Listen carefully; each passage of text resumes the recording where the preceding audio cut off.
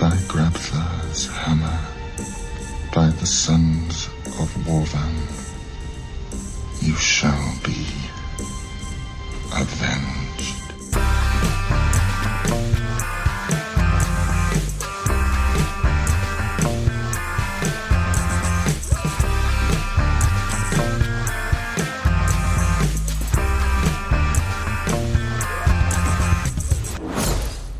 Hello and welcome to Unequal Sequel. My name is Dave and I'm one of the two hosts of this direct podcast. And I'm Rich and I'm the other host of this direct podcast. Think of me as Barbie to Dave's Ken. I love pink and he's Knuff. It's good. I like that one. I am Knuff. I tell myself that every day. The premise of Unequal Sequel is very simple. We ask our guests their best ever sequel, their worst ever sequel, and finally their dream sequel. And of course, we quite often drift off and talk about other things, sometimes movies, sometimes life in general. And sometimes we do like to drop big, fat spoilers. So if you haven't seen one of the films we're going to discuss, you know, step away, sort out your stamp collection. You know you haven't done it for years and there could be a right little treasure in there. So get to it. Because on today's episode, we are joined by Genevieve Hassan. Genevieve is the host of Celebrity Catch-Up, Life After the Thing That I Did. It's a brilliant podcast. It's so brilliant that it won Best Podcast at the Independent Podcast Awards recently and beat us in the Film and TV Best Podcast category. We're very excited to sit down with Genevieve and chat all things sequels with her.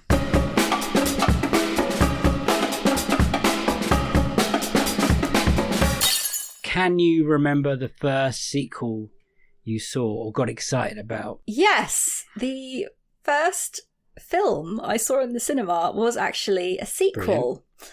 Which was Return to Oz. Oh, Nightmare Fuel. Oh, nice. I think my mum probably thought, oh, it's like a sequel to The Wizard of Oz. How bad could it be? Nightmares. I mean, the wheelies were like, oh my God, these are scary. Princess Mombi taking off her head and cutting off other people's heads all the time. That whole scene with the big, like that room with all the heads that she has in it. And then Dorothy goes in and then they wake up and all start screaming. Yeah, that caused a lot of nightmares. And then to continue with the PTSD, right. my mum thought it would be good to buy the audio tape of the book. I didn't know that was a thing. Yeah, back in like the early 80s, it was a thing. You could get like a cassette tape that was, and a book and the book was like literally it was all film stills of the film with the words that tell the story, and then an audio tape of it. So that used to be played to me to go to sleep at night. So I used to listen to it, and it'd have all these sound effects of like the wheelers going around. I was like, oh God, yeah, scarred. Still a good film, but I was going to say, is this a film you actually like? I have a lot of nostalgia for it. They rarely show it on TV. I don't know why. Because it's terrifying. I think it scares children to death, essentially. Yeah. It's why they don't show it on TV anymore.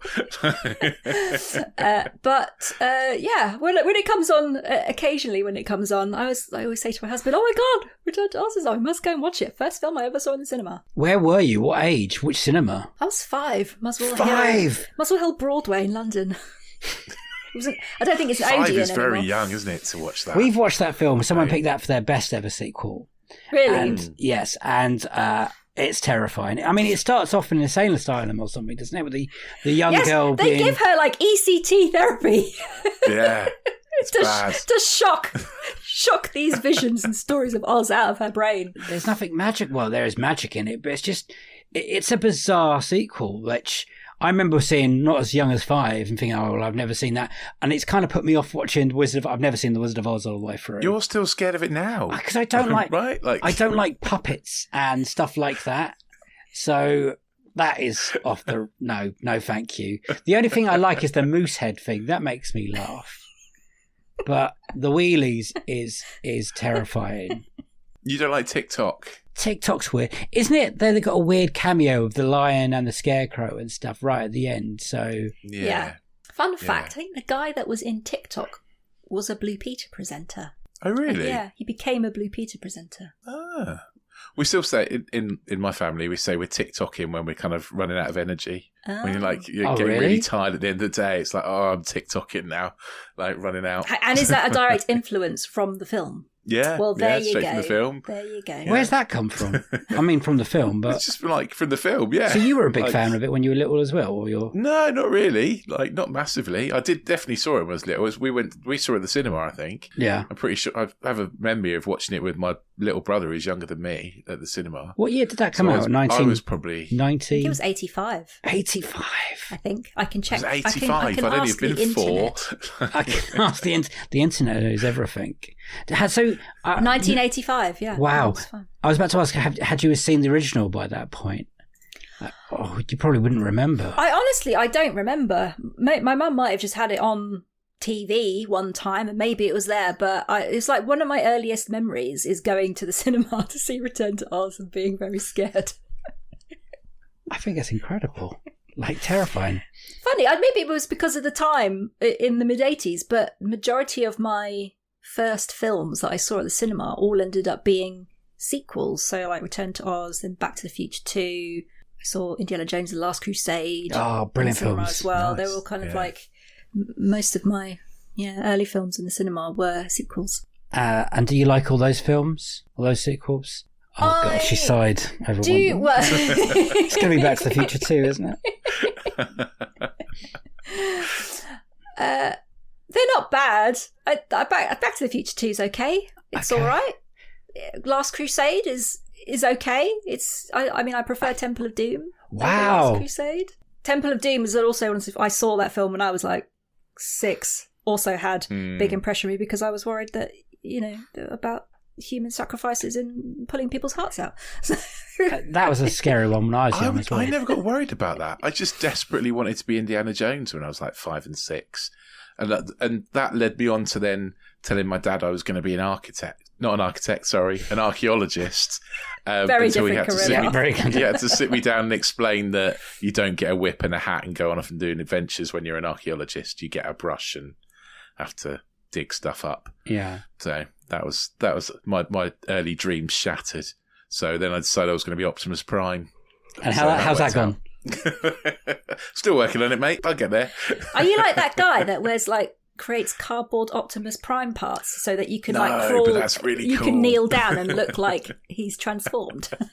You can't see. No, but I would love to do that. If Rich just moves his camera, he'll show you his obsession. You can't see, but yeah, I have lots of Transformers on a shelf. That's only a little bit of them. Yeah, because I'm a 7-year-old boy. No judgment here. I have. Yeah. I have a room of toys. It's all good. It's all good.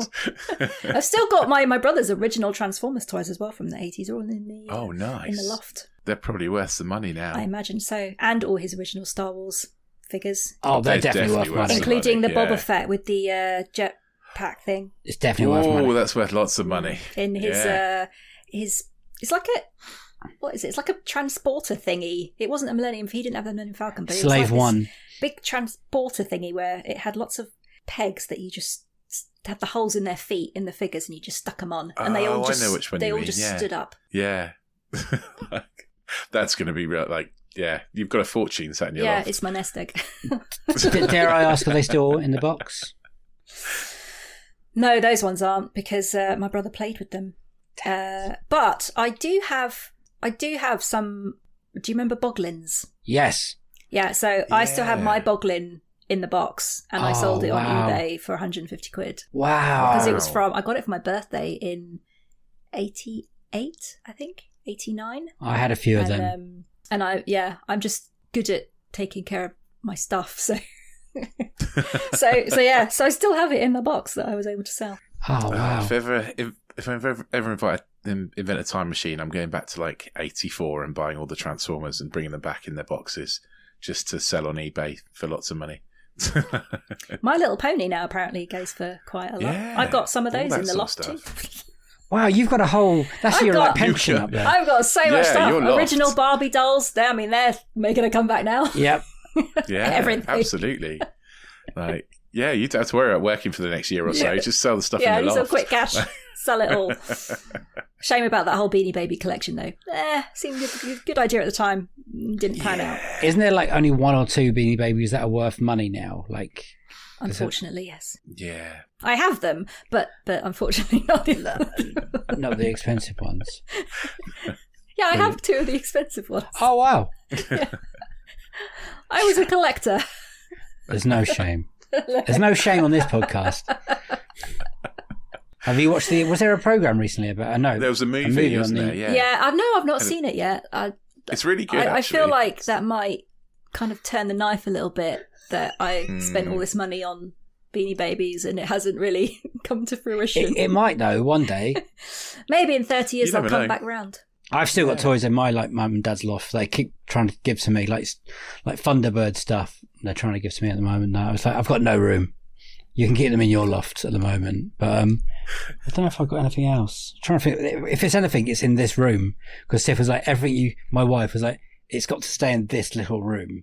Everything you own, the man cave. Yes, so it's kind of getting out of control a little bit. I don't know what it says about you, Rich, when you said you wanted to be Indiana Jones. I just wanted to be Short Round in From the Temple of Doom. Hey, I think we've made it. Okay, let's get on to the big question, which is, what is your best sequel? Best sequel is Toy Story 3. Great pick. Which is Lovely quite choice. convenient because we've just been talking about toys. It's almost as if we planned it. We never plan things this well. Everyone who listens knows that.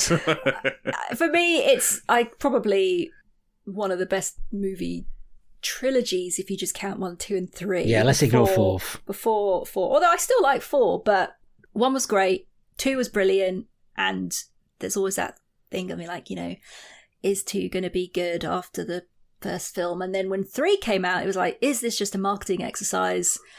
And was pleasantly surprised that it wasn't. Yeah. And just the storytelling in this film is just superb. And there's things that you don't realise when you watch it the first time that you then pick up on subsequent viewings. Like how the film starts off with this perilous situation where they're on a train, they're having the villainous Ham and no, it wasn't. It was Mr. Potato Head and his wife, where they're like bandits and they're on a train and there's a big chase and Woody's trying to save everyone, and then Jessie watches as the train runs out of track, or is broken over a bridge, and the whole train goes over the side of the cliff, and it's like she just watches them all apparently die, but Buzz saves them.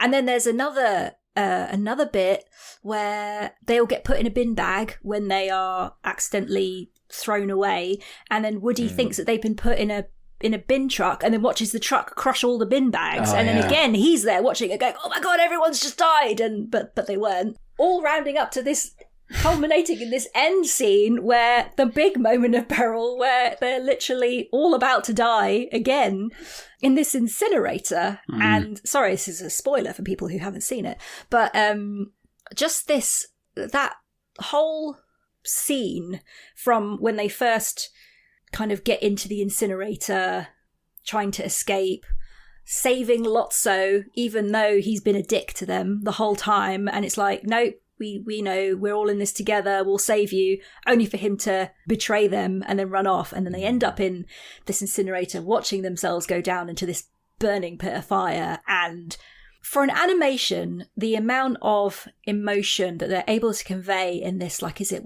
90 seconds worth of film, where Jessie's expression when she's trying to save herself and Buzz just holds her hand, and this look of recognition on her face that we're gonna die, and then she turns to Bullseye and he's scrabbling around and she just touches his foot and then looks at him, and it's like, stop, we're gonna die.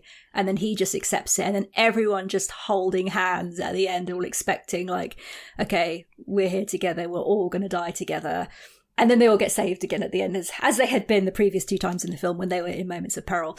But those 2 minutes of film is just perfect storytelling, and it's an animation as well. And the fact that this bit of film can make grown men cry at the thought of it, and it's just such an emotional roller coaster. And just when you think, oh, they've been saved and you're all happy again, they then give you another emotional punch to the face to finish off the film, where Andy decides to give his toys away to Bonnie, and he gets to play with them one last time.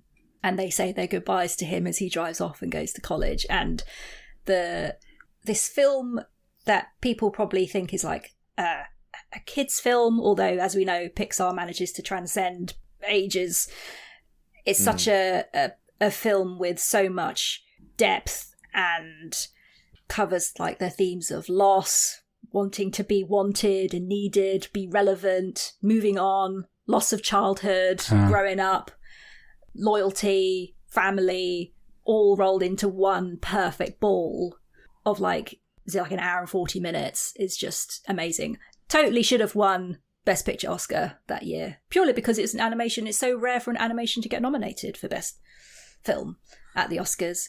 And that kind of, the amount of extra work that a voice actor has to do to convey those emotions as well, when you've only got your voice and not your facial expressions, you know. Yeah, it's magic. It's amazing. It is. And it's amazing just listening to you talk about it as well. It's just like just the perfect description of the movie. I did feel watching it, and when I watch it again, I do feel super guilty about the Cabbage Patch Kids and other soft toys I have in my loft. I feel like they're cursing me or slowly plotting my death or something, so I've got a lot of toys up in there. As long as you all treat them well and keep them, I guess that's the good thing. What are they doing up there?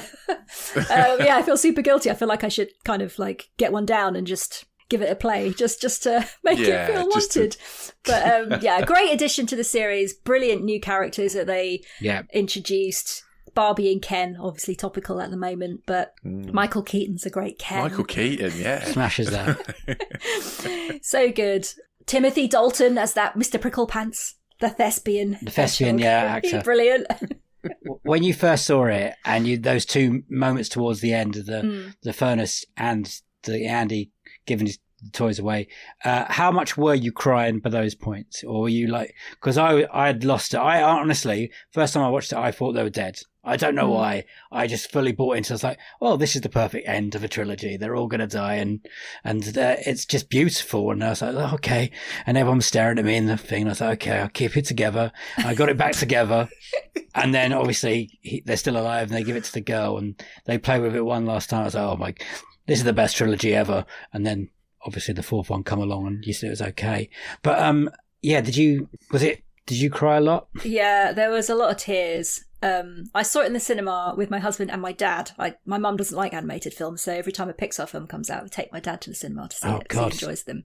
So I'm sitting in between my dad and my brother while I'm just there quietly sobbing. Oh, these plastic toys are about to be melted alive. It's like, they're just toys, but no, it's really sad. It's more than that. We've grown up with these things. I feel more tears than Brave, which I also cried in at the point in which her mum was going to stay a bear forever. Yeah. I felt like that was quite sad. She's going to be a bear forever. Not as many tears as Brave. Probably, but more tears than the opening scene of Up. Okay. I like how we're ranking these now with tears and crying. Yeah, it completely caught me unawares for Up, because that was like, at first 7 minutes of the film. Oh, it was it's like, heartbreaking. Oh my God, this is really sad. But I think because you'd invested so much in these characters over 3 films, to see them in this situation where they're going to all melt to death and they've all just accepted their fate. There's nothing we can do about it. Let's just, resign ourselves to dying. That's just so sad. So brilliantly done. Like the animation by that point as well. Was it 2010? The first one? 2010, the third one? And what was the first one? 95? 99. No, yeah, 95. Something like that. 95. The second one was 99. Something, yeah. Yeah, first one's 95, second one's 99. This was 2010. And then there isn't a fourth one. It's fine. And there isn't going to be a fifth one. But were you fans of the previous 2 then? Yeah, I didn't see Toy Story in the cinema, but I did see Toy Story 2 in the cinema. Right. I still have both on VHS. Cool. You keep everything. It's amazing. Only the things that are worth keeping. In the loft as well? No, they're actually in the room next door, because we had a bit of a clear out. I'm thinking, what can I do with these? I'm thinking, well, maybe I'll sell them. But yeah, I was a fan of the previous 2. And I think, I did feel kind of I'm trying to remember if there were tears in Toy Story 2, but I don't think there was at the whole Jessie being abandoned by her. Oh, that's quite sad. Yeah, that's her pretty girl, sad. and the song is kind of sad. But I don't think I cried watching it. I was more of an emotional robot when I was younger than I am now. Me too. It didn't affect me as badly. Got more. The older I've got, I'm definitely more teary. I cried at Wonka before Christmas. I think that's the last time I cried. Really? Which at the bit? Cinema. Like the bit where his mum shows up at the end. I was like, no. He's got his chocolate bar. I think this film kind of like hits on so many levels for adults because it's that feeling of recognizing that moment in your life when you were 17 about to go to university and you realize that you're going to be an adult now and you're too old to play with these toys and you are effectively saying goodbye to your childhood and your loss of innocence and all that kind of thing. And then on this other level, if you're a parent who's taken your kids to see this film in the cinema, you're thinking, I'm going to have to say goodbye to my child and let them go to university at some point and they're going to grow up and I want them to stay a child forever and all that kind of stuff. God. I don't have kids, so I don't know that, but that I empathise. That's probably what people feel. Yeah. I'm heartbroken now. My son's 8. I've got a little while. It's okay. He's not leaving anytime soon. No. Is that what your dad was crying to when he watched it? He was looking at you.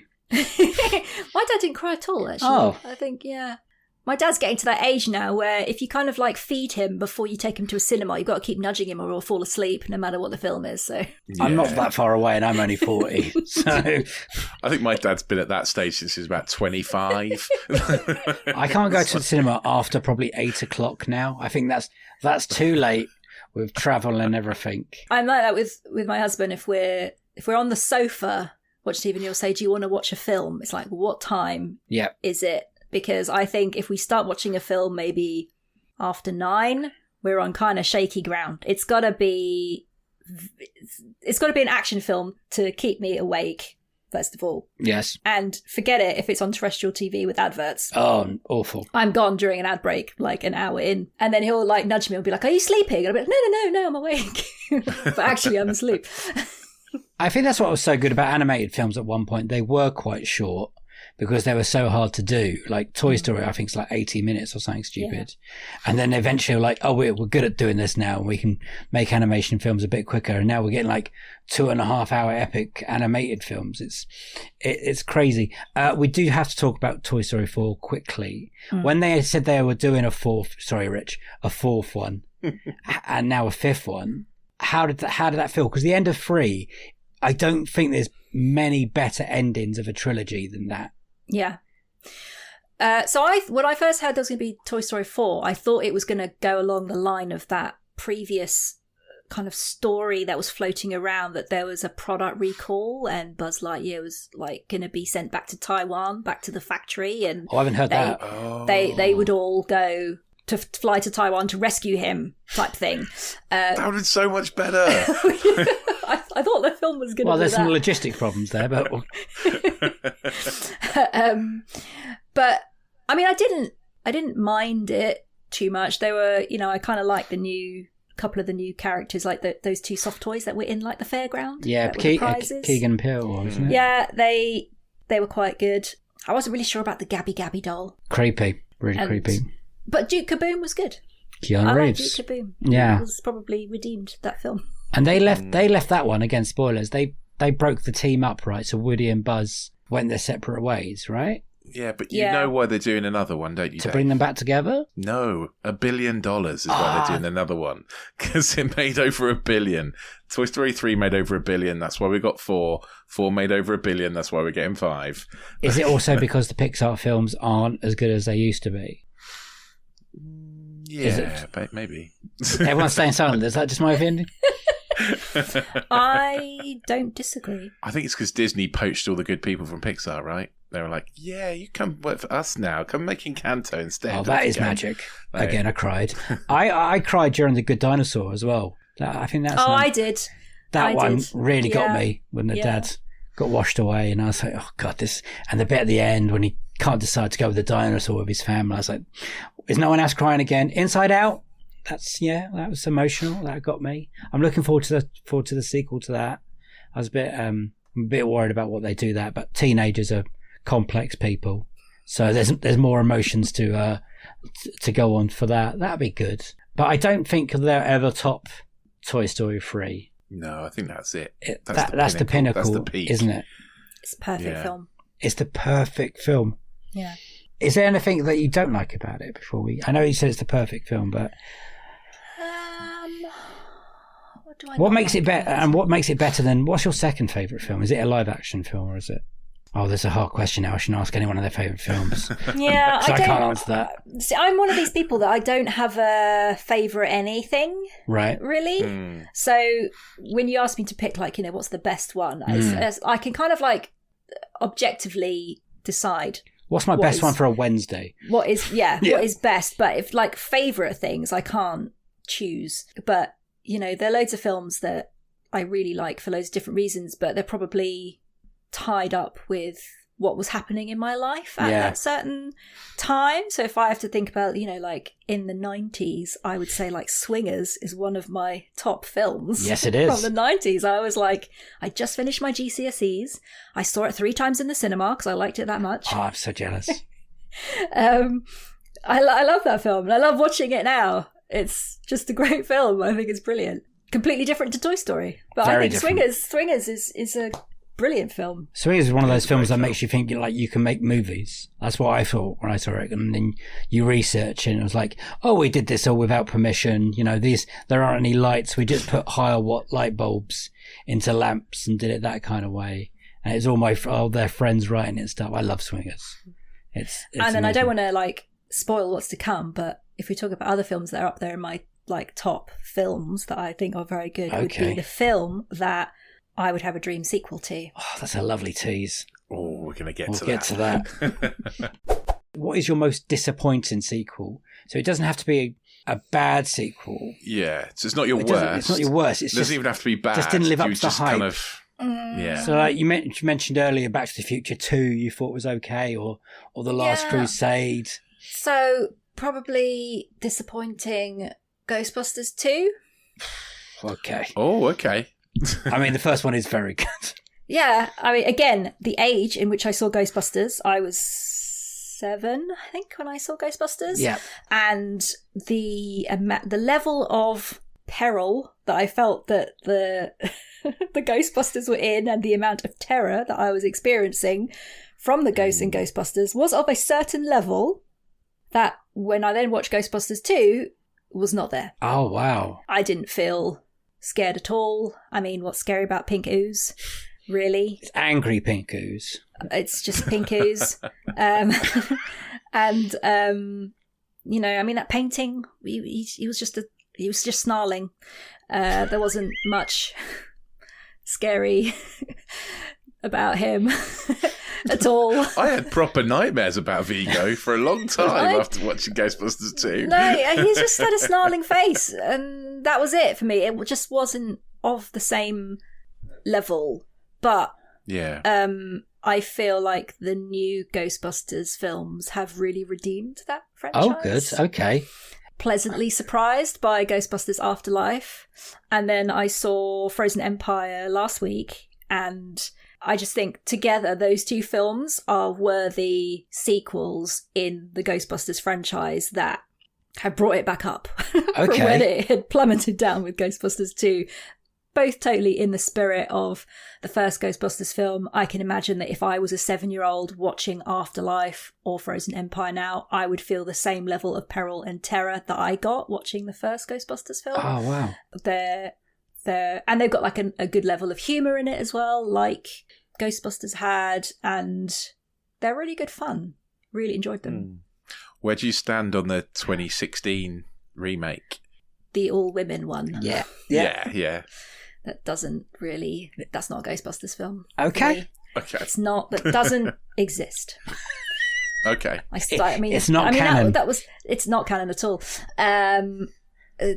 That was also disappointing, but not in the same way as Ghostbusters 2 was disappointing, because I was at least with Ghostbusters 2, with all the original cast, you're expecting something from the first. But when it's like a let's call it a reimagining with women. It's kind of like clean slate, start again. So it's a different level of disappointment. It's not canon disappointment. It's just disappointment. General film disappointment. Yeah. So you were 7 when you saw the first one. Was it 9 when you saw the second one? Something like that? Is it a 2-year difference between the first two? I think it may have been more than that because I think we got it on VHS. I love the fact that you were going, I want to be scared, because when I was that age, I was like, I don't want to be scared. Oh, I saw Nightmare on Elm Street when I was 7. Okay. I was totally into horror films when I was younger. I was totally into it. When I watched Nightmare on Elm Street, I watched it with the sound off because it was less scary without sound. So I just watched the pictures. Pretty scary pictures. And watching Johnny Depp just get pulled through a bed and then have a giant column of blood shoot up through the bed and fill the ceiling is somewhat less scary when you don't have audio to go with it.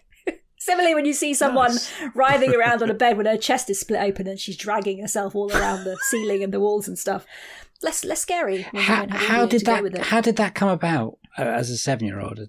Oh, so my mum went back to university as a mature student, and during the Easter holidays, she took me into university with her one day as daycare, and there was a library that had VHS tapes that you could watch for research purposes, and for some reason Nightmare on Elm Street was there. So I watched it in this little video cubicle booth on my own while my mum was studying in the booth next door. And I watched Nightmare on Elm Street and Rocky 3. That was... Wow. That's a combo. That was a day. Did you watch that one with the sound on, Rocky? I watched that with the sound on, yes. I love the fact your mum's like, you okay in there? Yeah, what are you watching? Nothing. Can't hear any audio. Yeah. Funnily enough, so my husband grew up watching a lot of like Predator, RoboCop, those type of films. And he's the same age as me. We're both 43. And his parents had no problem with him watching those 18-rated films, Alien, all that stuff, because his mum said it wasn't real. It was fantasy and not real. He wasn't allowed to watch Platoon. He wasn't allowed to watch any real life film. Any film that depicted real life. He couldn't watch it. But all the 18-rated, really super violent horror sci-fi films, go for it. It's not real. I'm just thinking of all the films then they can. What about, where does she sit on like Scream? Terminator 2. No, like Scream, I was thinking or like Zodiac or Seven or something, which is based in a real world. If they were well, I think because they're not like they're not action violent type films, right? Zodiac's more of a drama, so she probably wouldn't have. My mother-in-law loves Disney films, right? This is what's even funnier, is that she loves Disney films, and it's like fine for you to watch RoboCop when you're 6. Crazy. Same thing. Although I swear I watched loads of films like when I was that age, and now with my son, I'm like, no, you can't watch that. What are you talking about? You can't watch. I did let him watch Jurassic Park when he was like 4. That's crazy. And my wife won't let me forget it. Did you scar him for life? No, he was fine. He didn't care at all. He loves dinosaurs. He loves dinosaurs, and he just absolutely loved when the guy got eaten on the toilet. That was his favourite bit. Like, just howled with laughter. I think I've given birth to a monster. Like, Jurassic Park was one of those films that gave me proper nightmares when I was younger. Proper nightmares. Star Trek 2, Wrath of Khan. Oh, I will never get over. I can't. Earwigs. No. That's Richards as well. Yeah, that's me. Yeah. No. I have proper like sweating nightmares thinking about that movie. Awful. What is your worst ever sequel? Okay, this came out quite recently. Expendables 4. Such a good choice. It is. Fully on board with this. I mean, awful. I don't understand who financed it. I don't understand how it got made. And why it got made. I mean, it just seemed like a Jason Statham film, not an Expendables film. It didn't really seem like it was really... You watched Expendables film because you want to see all the 80s action heroes that made the Expendables. You don't want to just see Jason Statham as the main protagonist in this film. And I don't know if I'm slightly biased in my opinion, because I did the press for Expendables originally, and Jason Statham was not very nice to me. So I may have a slightly clouded opinion of it, because he is the main protagonist in this film, and I just kind of feel a bit to him. Yeah. Let's clear up. It is shit. It's not just him. It's not just him. It's a big part. It was of the worst film of last year. Both me and Rich. Yeah, it is our worst sequel of 2023. It's awful. But I just and also it made such oh well, there is no point. $100 million budget and it looks like they spent 30 quid on it.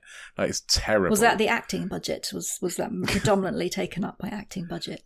I guess it must have been. But it's only grossed 37 million worldwide to date. Ooh. So it's not making any of that back. Right.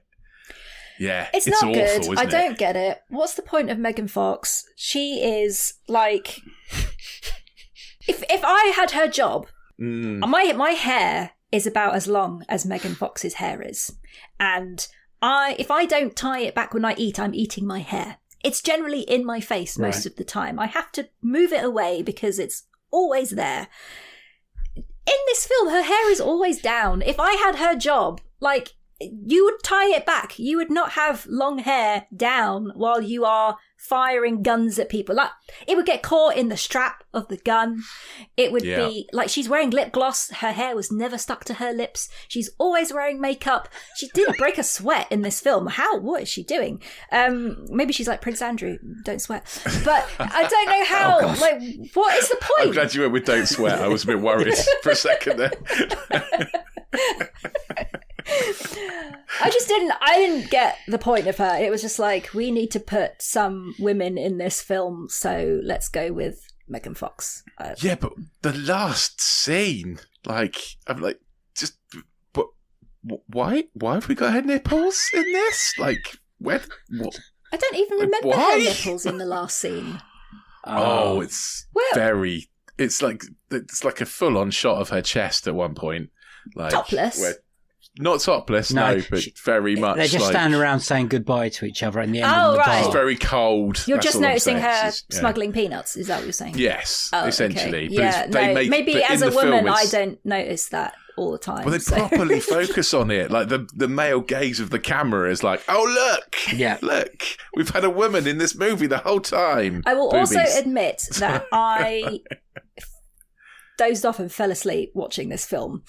That's fair. For about, I think probably like 10 minutes. I dozed off, and then my husband like nudged me awake. I was like, "Oh, I'm back." And as I said, you know, if I'm watching a film after 9, there's got to be a lot of action in it to keep me awake. And this is supposed to be an action film, and it didn't keep me awake. So clearly something was off. But yeah, I mean, I'm one of those people that notices when in one scene it's dark and then the next scene it's suddenly morning. How does that happen? It used to annoy me a lot watching 24. Like, one episode it would be dark and the next morning it's suddenly daytime. And it was like that in this film. They're on the ship and it's night, and then that guy with the knife says like, "Oh, I've got an idea." And they just like go from inside to outside and it's morning. Like, it was literally just nighttime when you were talking with Andy Garcia. How is it now morning? When did this happen?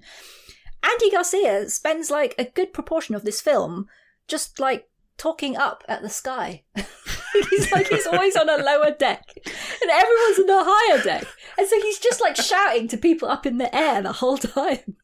But it looks like, but there's like nothing behind him either. It's like no one behind him, no set, nothing. It's just like blue screen behind him is meant to be the sky. And he's looking up at Jason Statham saying, "You're like genital warts. Like, you turn up when you're not invited and I can't get you to go away." It's like, who wrote this script?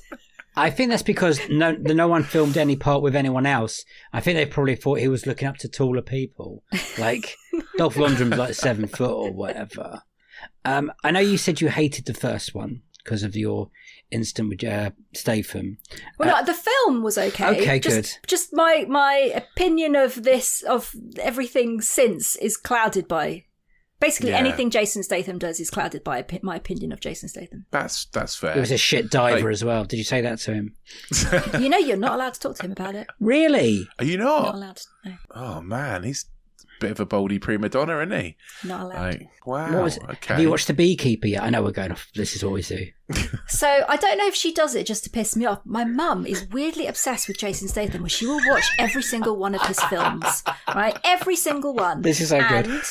And I don't, and this is just between us, but I share my Now TV password with my parents so they can watch my Now TV. There's no shame that me and Rich do that all the time. So consequently, everything they watch ends up showing up on my recently viewed or continue watching.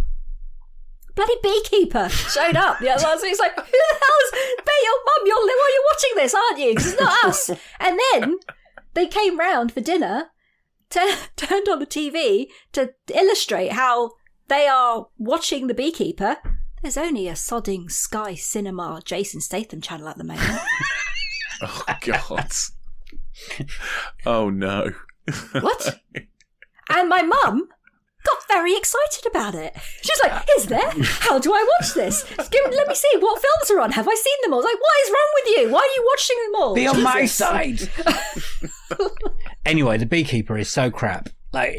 He's got a horrible accent in it, and I can't work out. And hair. Has he got hair? I don't think so, but he's... Is it a different film, though? Basically, I've been clouded by the Jason Statham season that they're selling everywhere, but it looks like he's got hair in something that they're selling. Yeah. So maybe it's just a little bit wig of bees. It's not like Revolver. I've not seen this movie. It's not like Revolver hair where he's got the whole swoop. But he's actually a beekeeper. But he used to do a job called The Beekeeper, and you have to ask what came first, the job or the hobby of being a beekeeper. It's mental. Yeah, awful thing. But Expendables 2, good or bad? I think kind of same level as the first film in terms of, I mean, I enjoy a popcorn film where I can just go in and not think about stuff. I like an action film. I also like 18 rated films. I feel like there are not enough of them. There should be more. Bang. I love a film with a high body count. They just don't exist anymore. Such a shame. But I liked Expendables 2 for the nostalgia factor again, bringing in the additional Bruce Willis. When they're all shooting together and they're all doing each other's lines. Jean-Claude Van Damme, all that kind of stuff. That's good. I'm not watching it for the plot. I'm watching it for the people that are in it, thinking oh wow, it's great. They got all these people together. And the third one, where they decided not to make it rated 18 and they wanted to make it a PG-13 and they cut out all the violence pretty much and the blood. Well, I mean, Sly said it himself. He's this himself from it, said it was the biggest mistake he's ever made. So, wow. Although maybe now Expendables 4 is the biggest mistake he's ever made. 4's only a 15. 4's not an 18. It's only a 15. Is it? It's still pretty tame, really, isn't it? Because it's basically just Statham on a boat for most of it. They did trailers before the hand, about. Promoting that it was going to be back to being bloody and gory. It wasn't though, was it? It's a terrible, terrible sequel. Was it in the cinema you saw it? Or was it at home? It was actually on a cruise ship, but yeah. Wow, okay. This keeps getting better. Okay, you're on a cruise ship on a holiday, right? And at night, or was it something? Was it a storm? It was at night. Yeah, it was like our date night where we thought we'd get pizza in and have pizza date night in our cabin, watching a film, and that was the film we chose. I mean, because you're on a cruise. The second half of this film is all on a boat. It's perfect. Yeah. It's absolutely perfect. Yeah, but then also you're watching him do things on a boat when you're on a boat thinking, that's not how boats work. That's true. That's not how any of this works. Oh, it's so awful though, isn't it? Like Dave said, we both watched it at the cinema. Did we watch it together? No, we didn't. I watched it with my wife. You watched it with your wife. So you paid money to see it? Oh yeah, that's because we reviewed it. We're committed to it. Yeah, we were like, But Dave messaged me after he'd watched it with his wife and was like, I cannot wait to hear what you say about this movie. We actually, me and my wife, it was a magical moment we shared together in the cinema. We couldn't believe what we were watching. We had to keep looking at each other and going, what is happening? Like the explosions are done like Microsoft Paint kind of thing. The terrible dialogue, the way Sly goes and then comes back, when the 50 Cent song plays when 50 Cent's doing something. Like you said, the use of Andy Garcia, which is so obvious that he's the bad guy. And then there's so many other characters that you're like, who's that? Doesn't matter. Doesn't come back. It's like you said, it's not violent enough. The story is rubbish. Someone made it for 100 million, which is awful. And then there's better films that were coming out afterwards that were made on some micro sort budget. of embezzlement going on with There that, must be surely, tax 'cause fraud or something. There's not 100 million on that screen. There was one good fight scene though. Okay. Jason Statham and the guy from The Raid, they have their big battle where he initially puts a knife in him and he goes, is this the smallest one you got? And then he eventually kills him with like an axe. He goes, no, this is the biggest one I got. But the fight, the fight sequence that led up to that, that was a good fight sequence. That's probably the only good thing about the film. What 80s film stars would you have liked to seen in Expendables 4 and that hadn't been in the series yet? Is there any? I mean, Seagal still hasn't turned up, but that's probably best that he doesn't. I mean, Steven Seagal would turn up and he'd just fight people in a chair, right? Yeah, he's a horrible man. Do anything else.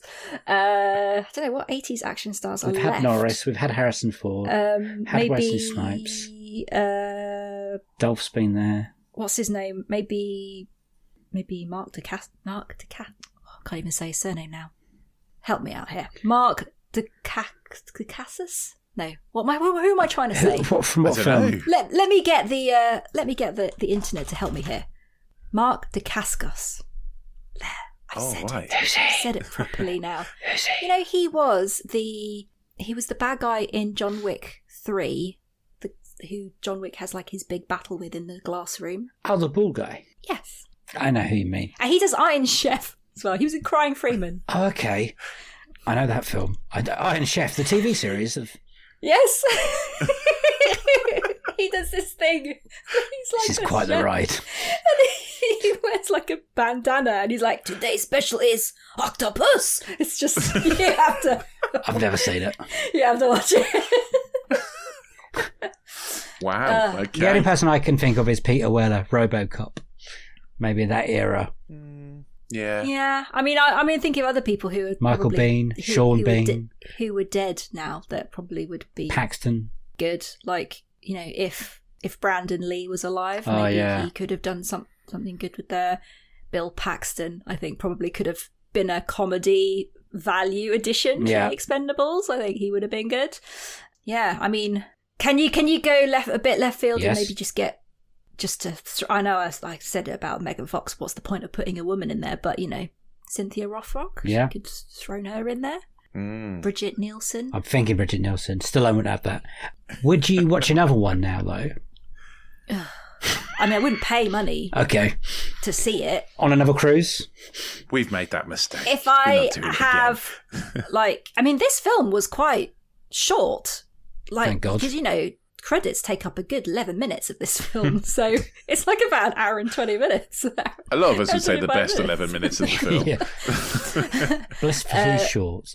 I feel like if I was at a loose end and I feel like I had an hour and a half of my life that I don't mind not getting back again after, I would give it a go, but I wouldn't rush to see it. Okay. Good to know. Unless they kind of wheeled out some big guns. The Rock, maybe Vin Diesel.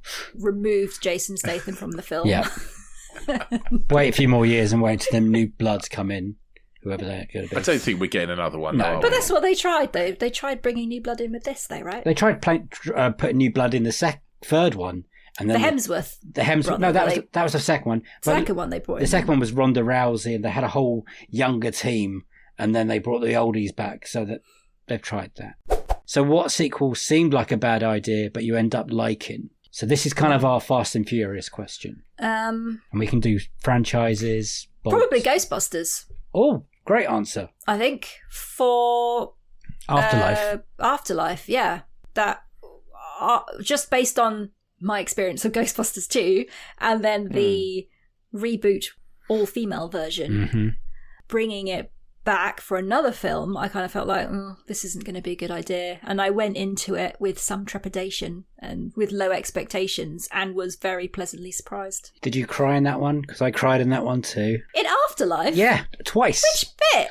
The bit when the original Ghostbusters are all standing together, and at the end when it says for Harold, and the bit when the music pretty much plays at the end when they're driving into New York.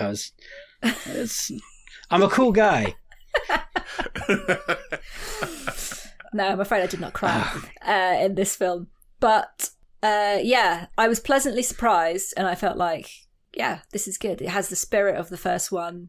Maybe because Jason Reitman was involved and he has the pedigree that maybe I could have had more faith in it than originally thought. But yeah, that was totally surprised. And also for Afterlife to be, I feel, just as good as... Frozen Empire to be just as good as Afterlife. I think to keep it on that same level. Have you seen Afterlife yet? We've seen both of them. We've seen Frozen Empire. It's Frozen Empire, so I keep calling it Afterlife. Yes, Frozen Empire. It's a rubbish name for a Ghostbusters film. It sounds like it's like a Mr. Whippy ice cream to me. We can have two Frozen Empires. The big bad of Frozen Empire is, I feel like, again, if I was 7 years old, I feel like he's pretty scary. Okay, good. I'd be like, I would be scared if I saw him in a film. I feel like, yes, I should be scared of him. I have issues with the Frozen Empire. I enjoyed it. I'm not one of these people that like 1 star. I was like, no, I did enjoy it, but it needed a bit more ghost busting.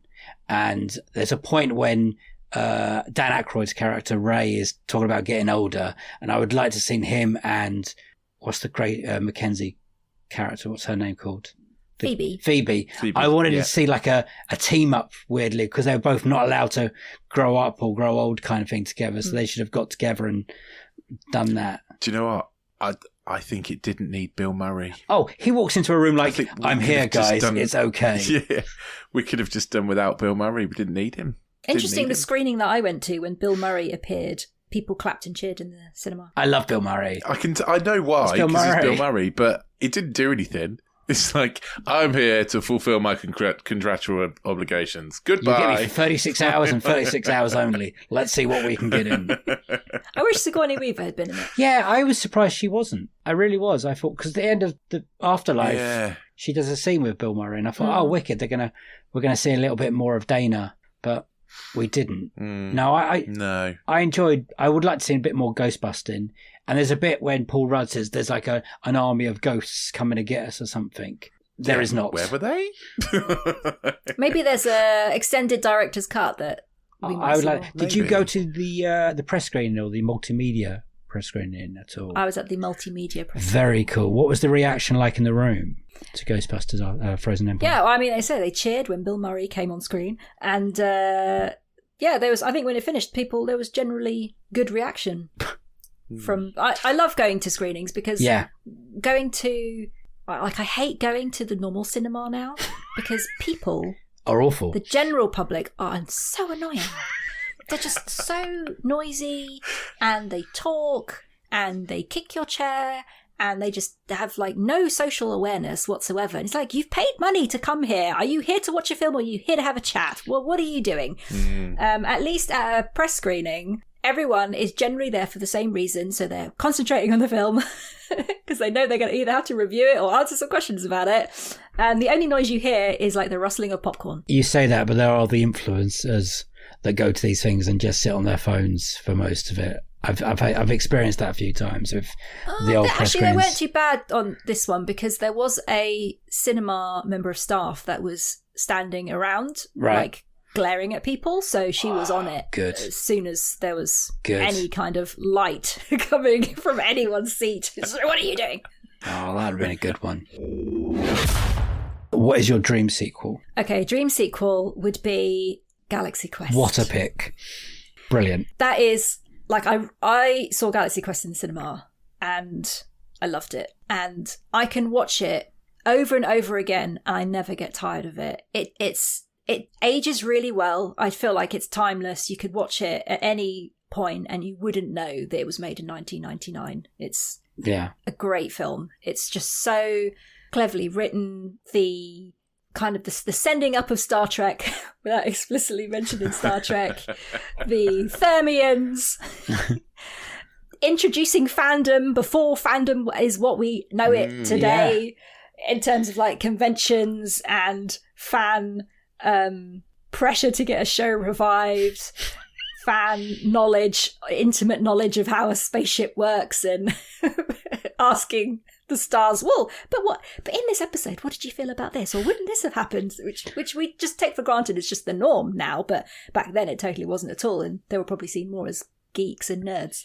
I love it. I love Sigourney Weaver as in her capacity of just repeating everything. So good. I have one job. Tim Allen says, funnily enough, this is my relationship with Alexa. So I ask Alexa to do something and she doesn't do it. And then my husband immediately repeats it after me and then she does it.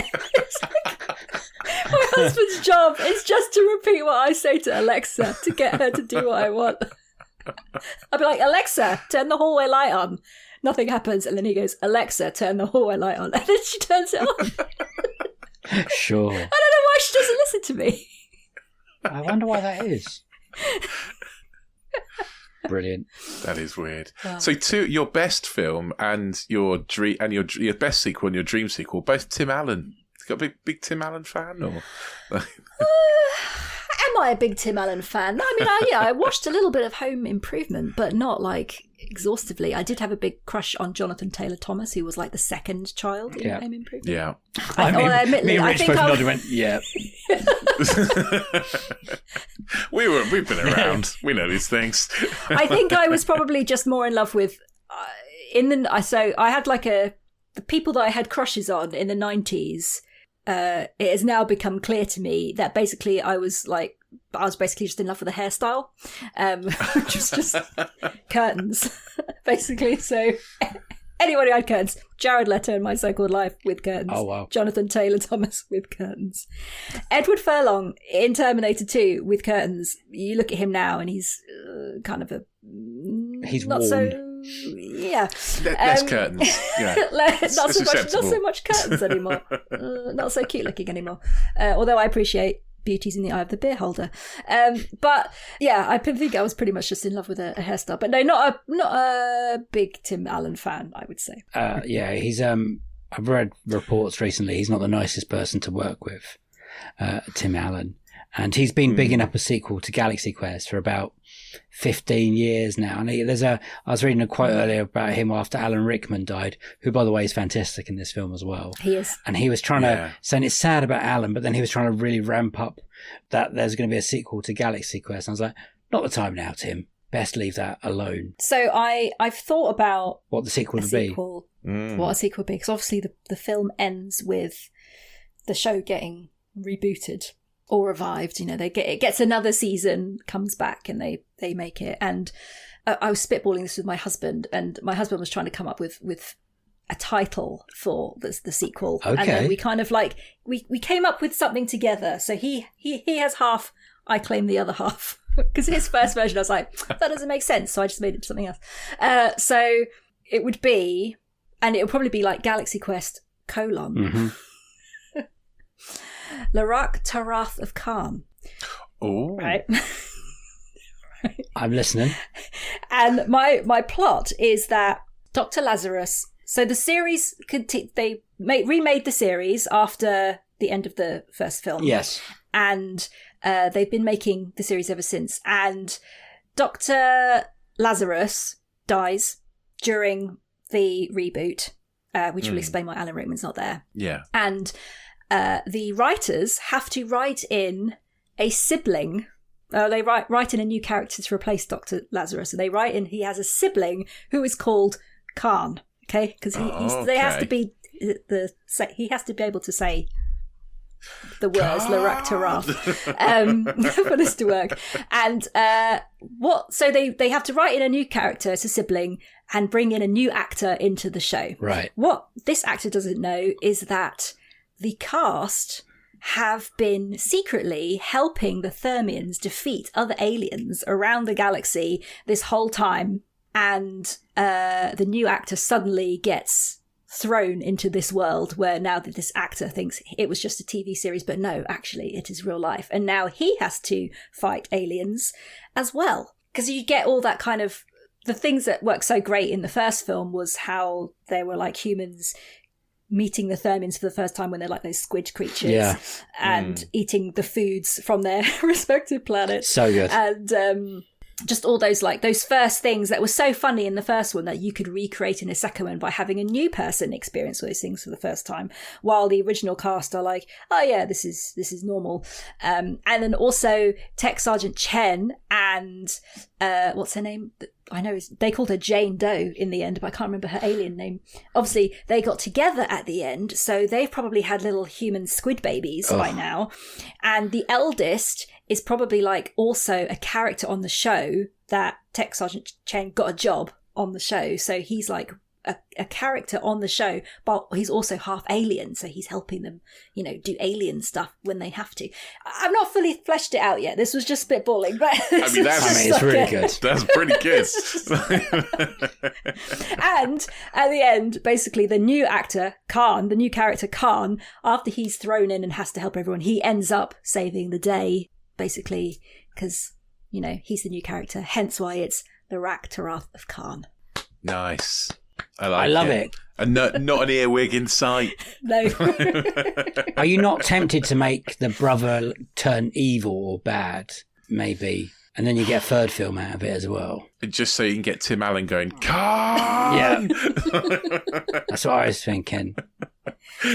Maybe he could get conflicted in the middle and then come back. Yeah, like he gets a glimpse that, I know, there's a wider world out there, and then ambitions beyond that. But thank you for thinking of all of that. Sometimes we have to really push people, like, who would you cast? What are the ideas? You're like, sit back.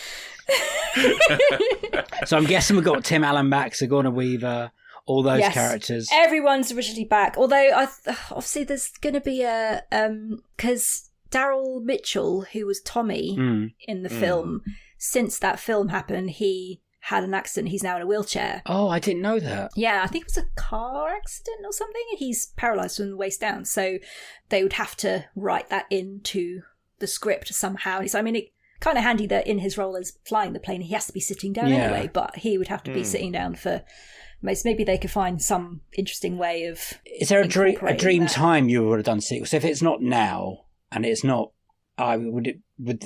after Rickman dies, which was 2016, if I'm right, would it have been about 2018? Would that have been the perfect time for it? I don't think there is a perfect time for it. I don't think you could say, oh, this should have been made 5 years ago or something. I think it could still be done now. I think there's still so much affection for the film that you could make it anytime. I don't know if you've seen it. There's a great documentary. I was just reading about it. Galaxy Quest, yeah. I think I saw it on Netflix.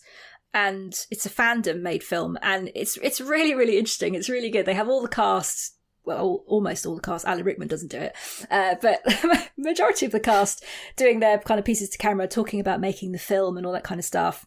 And then they have some super fans of Galaxy Quest talking about the films, like Will Wheaton, talking about like how great this film was. And they follow these cosplayers who are Thermians who go round to cons dressed as Thermians, and they have the full costumes, makeup, everything. They talk like them, they walk around, they clap and stuff. They're brilliant, and everyone wants to take pictures with them because they're so totally into it. They're brilliant. They're really, really good. And they have them at at one of the conventions where they have a few of the cast doing a Q&A, and they've got these cosplayers as Thermians all sitting in the front row. And they're like, yeah, look at you. You guys are great. So good. Watch it if you've not seen it. I know. Really, really I was reading about it today. I think you forget that Sam Rockwell's in this film as well. Like a very young guy. Yeah. He's so good in this film. So he probably has like a bigger role now in the sequel. He must do, right? Because he has been promoted from Guy, the guy that went Share the Always Dies First. He's been promoted to like a new role now. that's more important. At the end of the Galaxy Quest, he gets wrote to security something or other in the credits. So maybe something beyond that. Wow. When did you see Galaxy? So you saw it in 2000? 99. I saw it in the cinema. Wow. I'm so jealous of that because I didn't get to see it in the cinema. It wasn't until a few years later. Did you know anything about it? Because it's kind of like a sleeper hit, wasn't it, at the time? No, I went in cold. I just saw like the trailer and thought this just looks really fun. The beauty before the internet, yeah. I want to do it, yeah. And it's interesting because when you watch that Galaxy Quest documentary, the filmmakers talk about how the film studio decided to market it as a children's film. No way, really? And yeah, because I think it was like the Rugrats movie was released in the cinemas, and so they wanted another film that could compete with the Rugrats movie. So they cut a lot of stuff from the film to make it kid friendly, and it was aimed at kids, at like a 9 to 11-year-old audience. It wasn't made for like adults to enjoy. We're going to sell this as a kids film. We want kids to enjoy it, and that's why there's that scene in when Tim Allen and Sigourney Weaver are going through that big chomping thing with this silver thing, and they're asking Justin Long to help guide them through. And they're saying, what do we do? And he's like, you've got to get through it. And if you look closely, there's this bit where Sigourney Weaver says like, well, screw that. But if you look at her mouth, she's saying, well, fuck that. But they made her dub it over because it was now a kid's film and they couldn't change the script or cut the line. They just got her to dub it to make it tame. But if you watch it back now, you can see her, watch her lips, they're not saying what audio is coming, and they've like dubbed it really badly in a really over the top way as well. Probably so it's really obvious that that's not what she's saying. Did you think you were watching a kids film then originally? Like, I didn't feel that. No, oh, I didn't feel that at all. I didn't think like, oh, I'm going to watch a kids film. I just thought I'm going to see a film with Sigourney Weaver and Alan Rickman in it, like a sci-fi film, because I quite like sci-fi around the time. Yeah, I totally didn't think it was. But it's interesting to see that that's how they wanted to market it, as a kids film. And I think that's probably why it was this sleeper hit, because it was sold as a kids film, so people didn't go to see it who were probably the people that should have seen it, because they were thinking, well, I'm not going to go and see this kids film. And then word of mouth spreads, and then it becomes a hit on... It becomes a cult, yeah. VHS. Did you think it was going to get a sequel when you first saw it? Like, oh, I can't wait to watch more of them, or... No, but I don't know if that's just because around that time in 99... there weren't really franchises, really. I mean, yes, it was Indiana Jones and Back to the Future, but Scream had only just come out the year before. I think it was in 98 Scream came out. I Know What You Did Last Summer came out that year as well. So all those horror franchises hadn't started, only one of those had come out. And, there was this whole, that kind of period in the 90s, late 90s, was just a lot of... I don't think Star Trek was cool either at that point. No, it wasn't. I mean, where were we by 99? Was that Generations? I think between Generations and First Contact? Insurrection maybe was after. And I think everyone, it was like Phantom Menace came out in 99. That's wasn't true. It? And everyone was Star Wars is cool and Star Trek is not cool. Like that kind of time, wasn't it? Yeah. Until everyone watched Phantom Menace, and then they were like, oh no, it's not. Yeah, I saw Phantom Menace at the midnight screening on release day. Wow, big fan. Ooh. Only big fans go at 12 o'clock showings. Well, my ex-boyfriend was a big fan. Oh, okay. Leicester Square Cinema, midnight screening, Leicester Square, and they wheeled out Anthony Daniels to come on stage before the film started to greet everybody and thank them for being at the midnight screening of the opening day. Brilliant. And a lot of people in costume, a lot of lightsabers, a lot of excitement. And the feeling when everyone left? Well, I think like if you are going to go to the midnight screening of episode 1, yeah, you're totally hook, line, sinker. You're sold. It will take a couple of days of realising, hang on. You'll buy whatever they're selling. Yeah. Yeah. Hang on a minute. What's all this Trade Federation nonsense? And isn't that E.T. in the corner?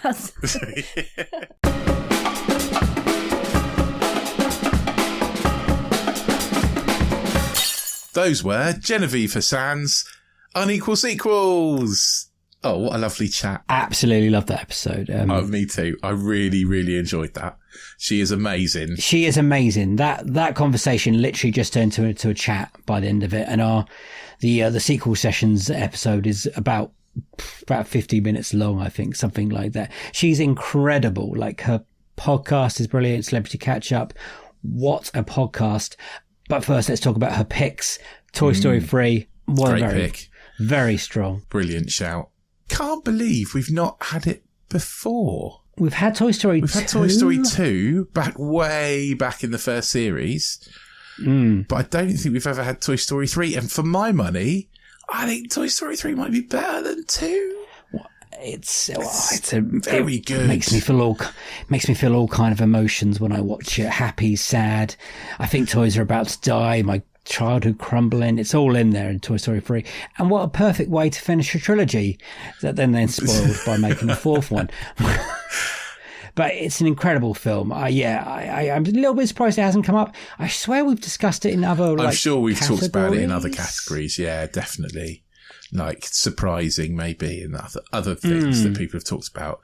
But it's definitely cropped up before, but it's not been chosen for best sequel, which is surprising. Which is surprising because it is a great sequel. And absolutely. I'm sure some more people will pick it in the future. Worst one, Rich. Expendables 4. I mean, this is a recent one. You're right. It's our worst sequel of 2023, and when she mentioned it, I was like, thank God someone else feels like this way. It's trash. It is terrible. It is absolutely up there with one of the worst sequels I've ever seen. You know, it really is. It's a lazy money grab piece of shit. Yeah. That's a bit harsh, but it's a bit really, really, really bad sequel. And it's not going to age well. It's like people are not going to come to it. No one's going to go to Expendables 5. I would rather watch Paul Blart Mall Cop 2 again than I would watch Expendables 4 again. Me too. And I watched Paul Blart Mall Cop twice in a row just to take it all in once. So I wouldn't do that to this film. But Galaxy Quest is one of my favourite picks for dream sequels. I've been waiting for it for so long for someone to pick it. Alan Rickman in that film is just unbelievably good. Yeah. What a film, incredible. What a pick. And what, like her dream sequel, she actually had it all planned. We had a name there. I love that. I love that level of detail. When people come into it with a plan and they know what they want, I just love that. That's my favourite answer to a dream sequel. Being prepared. Thank you very much, Genevieve, for coming in. It's a perfect contrast to us. That's not true. We're getting much more organised nowadays. Yeah, we've got a spreadsheet and everything. We have to talk about Genevieve because she's brilliant and a brilliant podcaster. And she did win the best podcast at the Independent Podcast Awards UK in 2023. And she also did beat us in the film and TV category. As soon as I listened to her podcast, I was like, oh, that's going to be us. Yeah. No problem. When we looked at the list of people, we were like, oh, yeah, we're a distant fourth if we're lucky. It's nice to be nominated. We're one of those people. Once you listen to her podcast, you know how much detail and work goes into it and what a great interviewer she is. And she's had loads of great people. Paul Young, Alan Jones. She had Jerry Springer. Oh, Judd Nelson's been on. Loads of people that. So her full name of the podcast is Celebrity Catch Up, Life After That Thing I Did. Yeah. It's a great premise as well. Talking to people that used to be famous for a thing and, you know, what their life looks like after that thing has happened. You know, I think it's such a good idea. Yeah, such a lovely podcast as well. And she, well done for her. I don't know if she's going in for it again this year. Ooh. Yeah. Try and make the double. We're not this year. We're not entering this year. We thought we should give other people a chance. You know, can't come, you know, I don't want to put too much competition out there for people. You're saying that very well for a podcast that just haven't put enough We've not done enough this year to put an entry in, I don't think. But go check out Genevieve and Celebrity Catch Up. She's amazing. Thank Genevieve for coming on our podcast and spending so much time with us and being such a brilliant guest and being giving you so much time for the sequel sessions chat afterwards as well. Yeah, absolutely. It's one of the best. If you enjoyed this episode with Genevieve, then the sequel sessions is almost as long.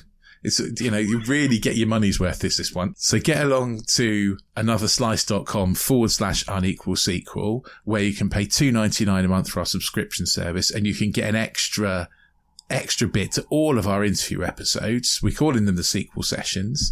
It's a sequel to these episodes, and we talk about loads of things that may be a film related, but sometimes just life related. Sometimes it's about what the person does, in their day-to-day life. So they are really interesting conversations, and I would highly recommend you go and listen to those.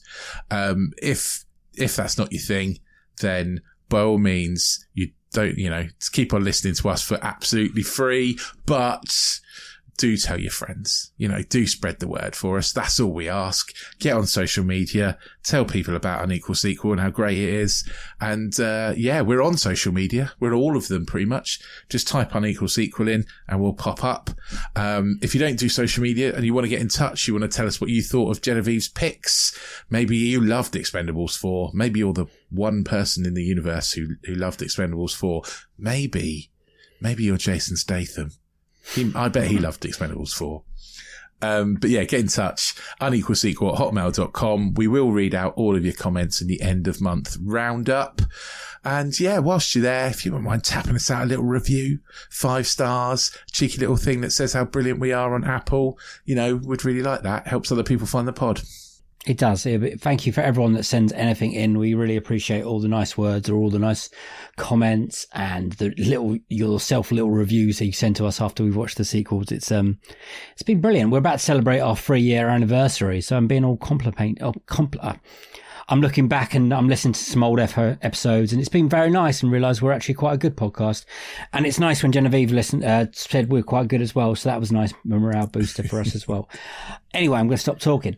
It's a bye-bye from me. Bye-bye. And it's a bye-bye from him. Bye. See you on the next one. Sequels to this one. Have a good week. Bye. I mean, when we compare ourselves to other podcasts like that, like Celebrity Catch Up on the same nominated bracket, it's quite nice, right? Yeah. Oh, yeah. That is a brilliant podcast. Oh, yeah. Amazing. An outstanding podcast. Who would you like to hear on the Celebrity Catch Up? Who do you think? Ooh. It's going to be Hasselhoff, right? Oh, yeah, definitely. Yeah. For us. David Hasselhoff. Yeah, 100%. Maybe Barry from EastEnders. Yeah. Sean Williamson is his name. Oh, is it? Barry okay. from yeah.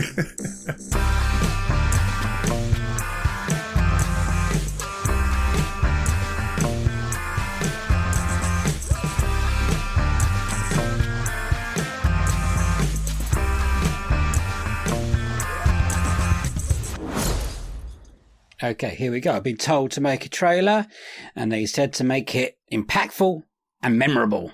So here we go. My name is Dave Curtis, and I will guarantee you probably haven't heard of me, but I host a podcast called Unequal Sequel, and I love movies. Well, this is a new podcast. If you can do something, it's better to do something impossible, because it feels good. Well, I've set myself a mission impossible. You'll see why that's clever in a minute. You may not know it, but Tom Cruise sends loads of people a cake at Christmas. I have set myself a quest to get Tom Cruise to send me that cake. How, you're asking? How, Dave? How is that going to happen? Well, you have to listen to the podcast and find out. That's literally what the podcast is about. It's about Tom Cruise, his career, and me getting the cake from Tom Cruise. Sounds fun, doesn't it? How about you listen along? It's called The Great Tom Cruise Cake Quest. And it will be available wherever you get your podcasts. I don't know about you, but I think I nailed that.